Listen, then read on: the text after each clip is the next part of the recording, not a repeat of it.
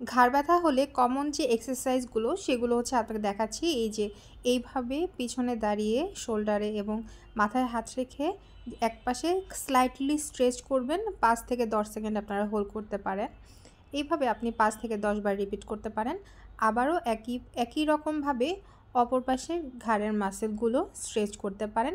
5 second hold করবেন, 5 থেকে 10 বার repeat করতে পারেন। এখন ঘাড়ের এক পাশে টান দিয়ে ধরে লাইটলি স্ট্রেচ করবেন। এখানে খুব বেশি ওভার স্ট্রেচ করা যাবে না। যদি পেশেন্ট যতটুকু সহ্য করতে পারে ঠিক ততটুকুই। এর চেয়ে বেশি ওভার স্ট্রেচ করলে পেশেন্ট সহ্য করতে পারবে না।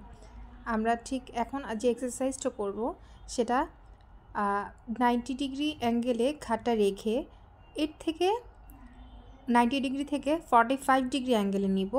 এরপরে ঠিক এইভাবে আমরা স্ট্রেচ করব। একইভাবে 90 ডিগ্রি অ্যাঙ্গেল থেকে আমরা ঘাড়টাকে 45 ডিগ্রি অ্যাঙ্গেলে নিয়ে যাব। পুরা কিন্তু আমরা কাঁধ পর্যন্ত নিব না। এরপরে এই পজিশনে রেখে লাইটলি স্ট্রেচ করব। এক্সারসাইজগুলো আপনারা 5 সেকেন্ড হোল্ড করতে পারেন, 5 থেকে 10 বার রিপিট করতে পারেন। পেশেন্টের ব্যথা অনেকখানি কমে আসবে। আবার একইভাবে আপনারা ঠিক এইভাবে ঘাড়টাকে পিছনের দিকে নিয়ে লাইটলি স্ট্রেচ করবেন। তবে মনে রাখবেন যদি ব্যথা বেড়ে যায় তাহলে এক্সারসাইজগুলো করা যাবে না।